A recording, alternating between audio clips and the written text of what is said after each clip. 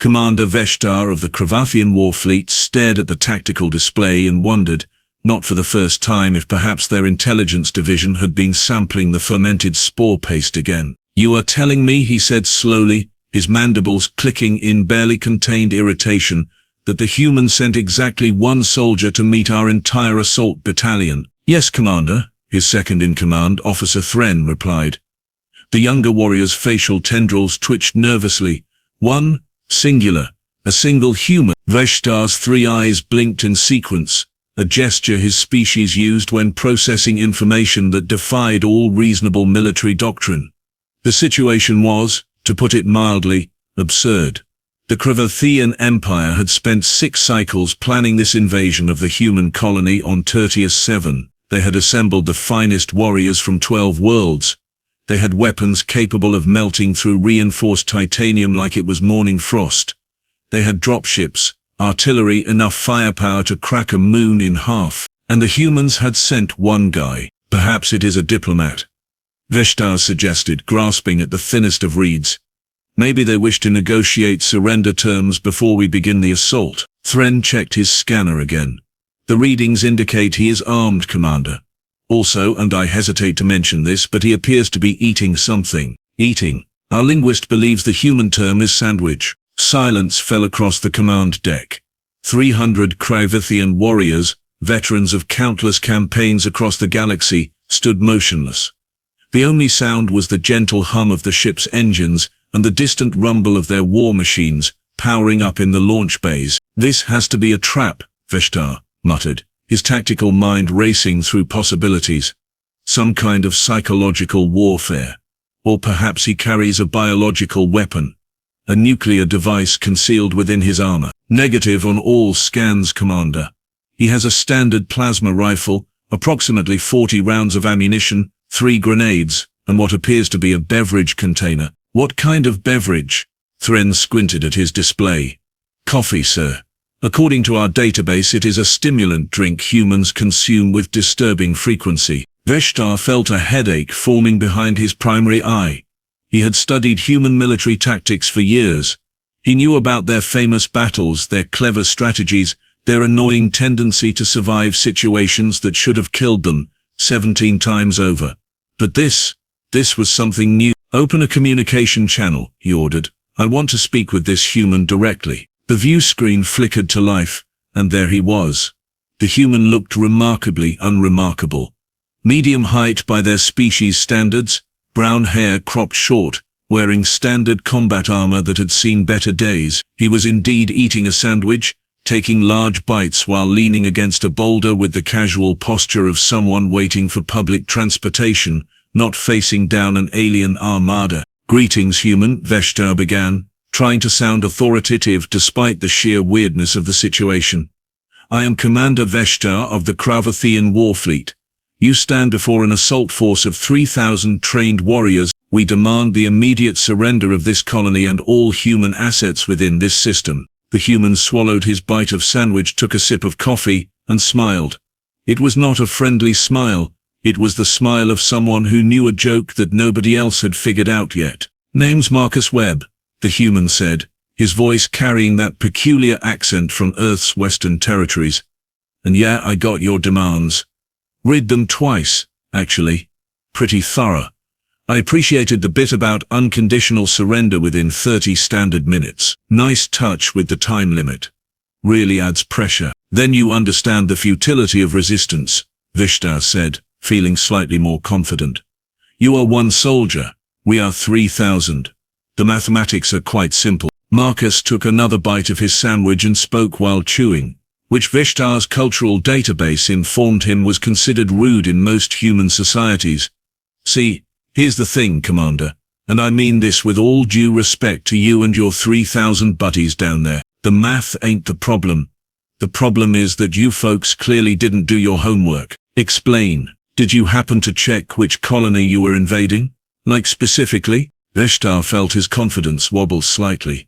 "This is Tertius 7, a mining outpost of minimal strategic value. Our intelligence indicated it would be lightly defended, making it an ideal target for establishing a foothold in human territory." "Minimal strategic value," Marcus repeated, nodding slowly. Yeah, that's fair. We mostly dig up rare minerals and complain about the weather, but see, what your intel probably missed is that Tertius 7 isn't just any mining colony, it's a retirement community. Silence. A retirement community, Vesh'tar repeated. For soldiers, Marcus added helpfully, specifically human soldiers who survived the Proxima Wars, the Centauri campaign, and that really unpleasant business with the Hive Collective that we don't talk about anymore because of the treaties. Officer Thren made a small choking sound. So, what you've got here, Commander, is about 200 humans who spent the better part of their lives fighting the nastiest wars this galaxy has ever seen, and they all decided to retire to the same quiet little rock, because, and I quote, it seemed peaceful. Past tense on that peace thing, by the way. You kind of ruined it. Vesh'tar's tactical display showed his assault battalion assembled in perfect formation on the plains below. Dropships hovering in attack pattern. Artillery positioned for maximum devastation. Everything according to the plan. Everything perfect. Except, where are they? He asked quietly. Marcus grinned wider. Oh, they're around. Betty Kormann. She was a sniper during Proxima. Got certified kills at distances that still aren't declassified. She's probably watching us right now through a scope, trying to decide which of your fuel tanks would make the prettiest explosion. Then there's old man Travis, demolitions expert, has this really artistic way of making buildings fall down exactly where he wants them. And Emily Cross, she commanded the 7th Fleet's Marine Division. Absolute terror in close quarters combat. Rumor is she once cleared an entire enemy ship with nothing but a combat knife and a really bad attitude. You expect me to believe that 200 elderly humans can stop my assault force? Elderly? Marcus looked genuinely offended. Commander, you just made your second mistake. First one was invading. Second one was calling them elderly where they might hear you. These folks are retired, not dead. Big difference. Vesh'tar checked his scanners again. Nothing. The colony appeared virtually empty except for this one infuriating human with his sandwich and his coffee and his completely unwarranted confidence. I am giving you one final chance, Vesh'tar declared, trying to regain control of the conversation. Surrender now, or we will commence our assault. Your 200 retirees cannot possibly stand against our superior numbers and firepower. Marcus finished his sandwich, crumpled up the wrapper, and tossed it into a nearby disposal unit with the practiced ease of someone who cared about littering even in the face of an alien invasion. He picked up his rifle, checked the charge and looked directly into the camera with those unsettling human eyes. Commander, I was sent out here alone for a reason, and it wasn't because I'm expendable. It's because everyone back in the colony is taking bets on how long this is gonna take, and somebody needed to be out here to start the timer. Timer? Yeah. Current over-under is 45 minutes for your complete retreat. I personally bet on 30. Don't let me down. And with that, Marcus Webb cut the communication channel. Vesh'tar stared at the blank screen. Around him, his command crew waited in tense silence. 3,000 warriors stood ready. The most advanced military technology the Kravathian Empire could provide hummed with lethal potential. Sir, Thren asked quietly. Your orders? Vesh'tar's tactical training warred with an instinct that had kept him alive through countless battles. That instinct was currently screaming at him to turn the fleet around and find literally any other planet to invade, preferably one without humans. Or maybe just take up farming. Farming seemed nice, safe, far away from retired human soldiers with mysterious confidence and sandwiches. But he was a commander of the Kravathian Empire. He had a reputation to maintain. 3,000 warriors looked to him for leadership. Begin the assault, he ordered, his voice steady despite the growing sense that he was making a terrible mistake. All units, commence attack pattern Vortex 7. Leave no structure standing. The response was immediate and overwhelming. Dropships screamed toward the colony. Weapons hot. Artillery opened fire. Shells arcing through the sky like meteor swarms. Plasma cannons lit up the dawn with deadly light. The ground itself shook with the thunder of war. Marcus Webb, standing alone on his boulder, calmly took another sip of coffee and clicked a small device on his wrist. Okay, folks. His voice echoed through the colony's internal comms. They're committed. Try not to make too much of a mess. Some of us have gardens we'd like to keep intact. What happened next would be taught in military academies across the galaxy for generations to come, usually with the title, Case Study 712, Why You Should Really Check Who You're Invading. The first dropship exploded mid-flight, struck by a precision shot from a weapon that, according to Kravathian sensors, should not have been able to reach that altitude.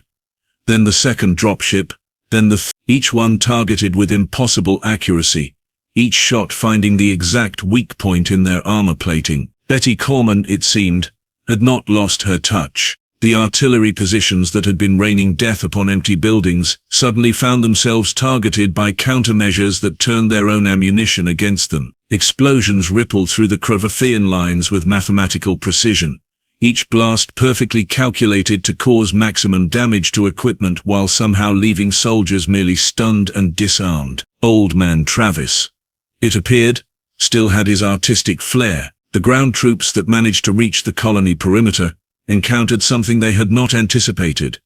Defensive positions that seemed to shift and adapt in real time, funneling them into kill zones where overwhelming firepower waited. Not the blunt hammer of military might, but the surgical precision of warriors who had spent decades learning exactly how to take apart an enemy force with minimum wasted effort. Emily Cross, evidently, remembered how to run a battlefield. Vesh'tar watched his perfect assault crumble like sandcastles in a storm. His tactical display lit up with casualty reports, disabled vehicles, units requesting evacuation, and through it all that one human, Marcus Webb, remained exactly where he had been, now sitting on his boulder, checking what appeared to be a chronometer. The communication channel opened again. Marcus looked up at the camera and shook his head. 28 minutes, Commander. I win the bet. You folks want to surrender now, or should we keep going? Because I gotta tell you, Betty's starting to enjoy herself, and when she gets into a rhythm, she tends to get a bit enthusiastic with the target selection. Vesh'tar looked at the carnage on his displays. 3,000 warriors, the pride of the Kravathian Empire, routed by 200 humans who should have been spending their days gardening and complaining about joint pain. Pride, he decided, was overrated. All units, he spoke into his command channel, the words tasting like ash. Cease fire, begin immediate withdrawal to the ships. Marcus nodded approvingly. Smart choice, Commander. You seem like a reasonable guy. Tell you what, since you're being cooperative about the whole retreat thing, I'll make sure Betty doesn't shoot your command ship on the way out. She's been eyeing it something fierce. That is very generous, Vesh'tar said flatly. We try to be good neighbors, even to folks who show up uninvited with 3,000 armed friends. Oh, and Commander, do yourself a favor. Before your next invasion, maybe spend 5 minutes on a basic search engine. Could save you a lot of trouble. The communication ended. Vesh'tar watched his forces retreat in disorder, harried every step of the way by 200 humans who fought with the easy competence of people doing a familiar chore. Not even a particularly difficult chore. More like taking out the trash or mowing the lawn. Officer Thren approached carefully. Sir, shall I draft the report for High Command? Yes, Vesh'tar said, already contemplating which farming planet might accept applications from disgraced military commanders.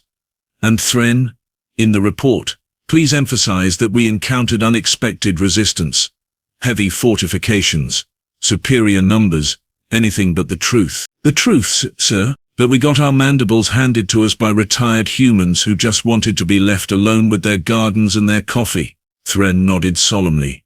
Understood, sir.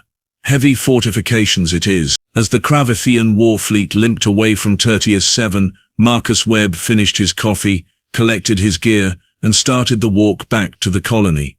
Behind him, smoke rose from the scattered remnants of the assault force. Around him, 200 retired soldiers began emerging from their positions, already critiquing each other's performance and arguing about whose shot was better. Just another morning on Tertius 7. The war, if you could call it that, had lasted exactly 28 minutes. Humanity's reputation for being absolutely terrifying when provoked had gained another footnote, and somewhere in the galaxy, military planners began adding a new category to their threat assessment protocols: human retirement communities, threat level maximum, Avoid at all costs. 3 standard weeks after what was now being called the Tertius Seven Incident, Sub-Legate Krix of the Galactic Coordination Council stood before the assembled delegates and wished, with considerable fervor, that he had pursued a different career path.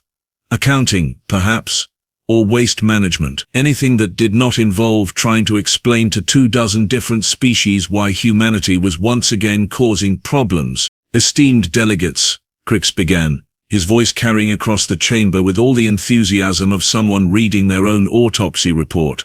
We are here to discuss the unprovoked assault on the human colony designated Tertius 7 by the Kravathian Empire, and the subsequent outcome. Delegate Morphix of the Zenthari Collective raised one of her 7 appendages.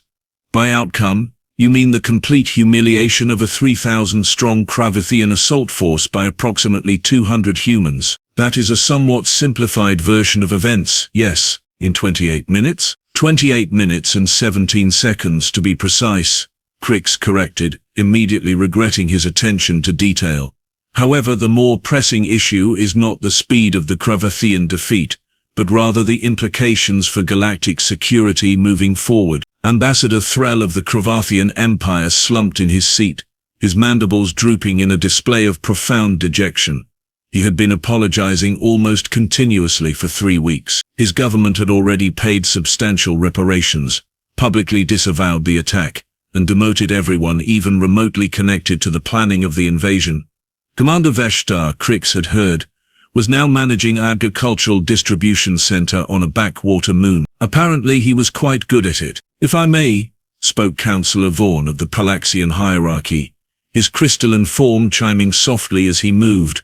Wait, Krix reminded himself, not crystalline. The humans had strange feelings about that word, his transparent form then. The real question is why the Kravathians believed attacking any human colony was advisable.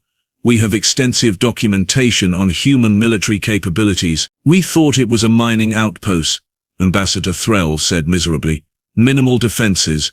Easy target. Did you not investigate who was living there? Our intelligence indicated elderly civilians, retired individuals. We assumed they would be, less combat capable. The chamber erupted in a cacophony of sounds that, translated across 24 languages, all essentially meant the same thing. Are you actually serious right now? Krix raised his hands for silence. Yes, well, we have all learned a valuable lesson about making assumptions regarding retired human military personnel. However, this incident has prompted a more significant concern. The humans have requested to address this council directly. The noise level in the chamber increased dramatically. They what? Morphix's tentacles flailed in agitation. The humans never request to address the council. They send brief, polite messages declining our invitations, and then go back to doing whatever mysterious things humans do. Apparently, Krix said, consulting his datapad, they feel this situation warrants an exception. When? Vaughn asked. Right now, actually. As if on cue, the chamber doors opened. Every delegate turned to watch as 3 humans entered. They walked with that peculiar ground-eating stride humans used, moving efficiently through the vast space designed for species much larger than themselves. The lead human was a woman who appeared to be in her 7th or 8th decade of life, with silver hair cut in a practical style, and eyes that had seen too much to be impressed by fancy council chambers. She wore simple civilian clothing, though Krix noticed she moved with the bearing of someone who had worn a uniform for a very long time. Behind her walked 2 others. One was a broad-shouldered man with graying hair and hands that looked like they could crush steel. The other was Marcus Webb, the human who had stood alone against the Kravathian assault, now looking remarkably relaxed for someone addressing the most powerful political body in the galaxy. Esteemed delegates, the woman said, her voice clear and carrying easily through the space. I am Emily Cross, elected representative of the Tertius 7 colony. Thank you for seeing us on such short notice. Krix gestured to the speaking platform. Please, Representative Cross. The Council is eager to hear the human perspective on these events. Emily walked to the platform with Marcus and the other man flanking her. She looked around the chamber, making eye contact with delegates from a dozen different species, and Krix saw several of them shift uncomfortably under her gaze. I will be brief, Emily began, because unlike you folks, we actually have things to do back home. Gardens to tend, equipment to maintain, that sort of thing. But my colleagues and I felt it was important to come here personally and clear up some misunderstandings. Misunderstandings? Ambassador Threll spoke up, confused.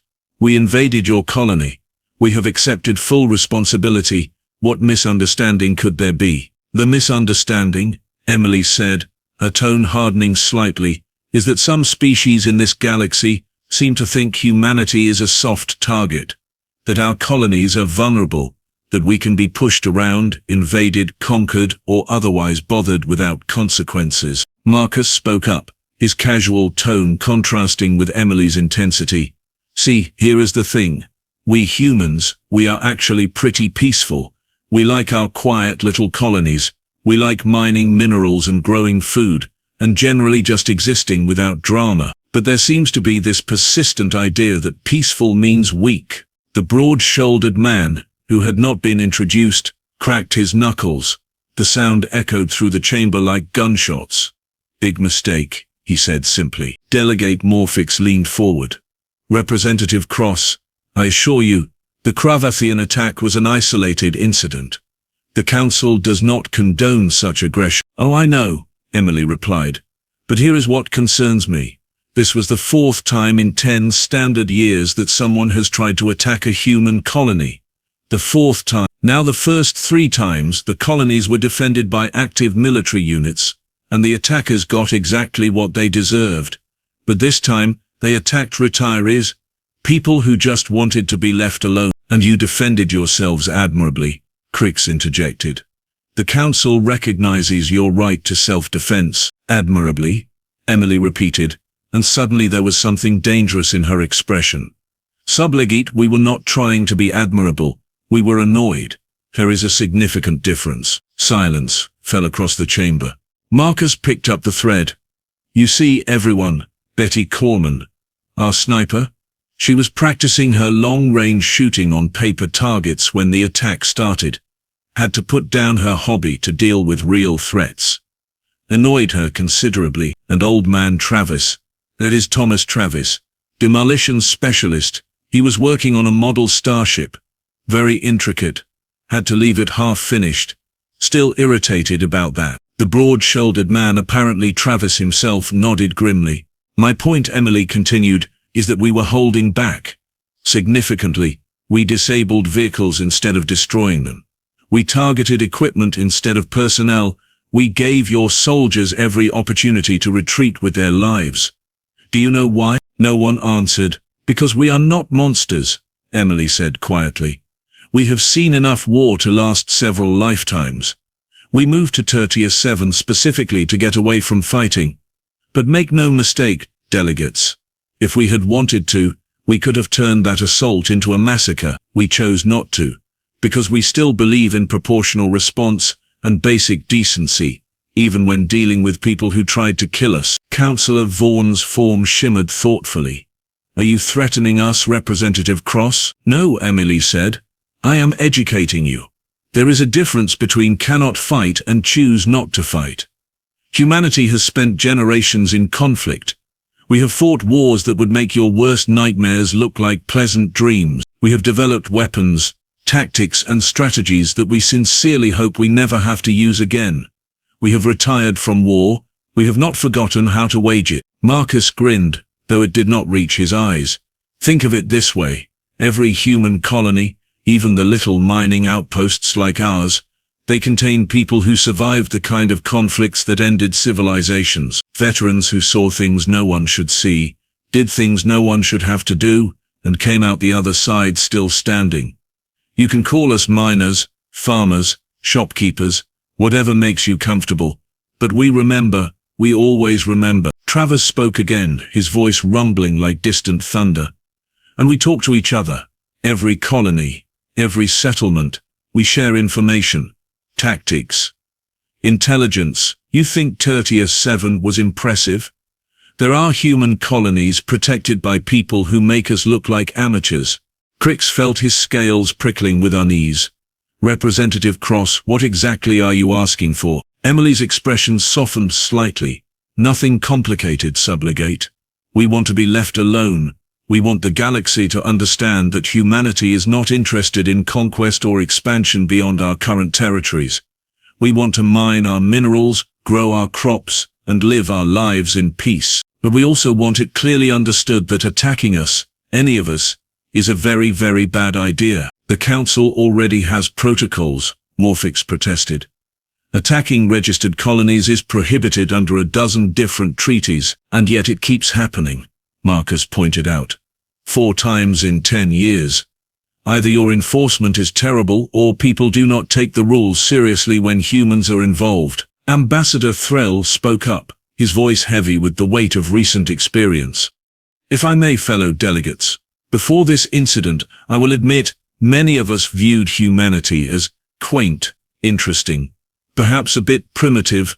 The Tertius 7 attack has fundamentally revised that assessment. I have read the full tactical report.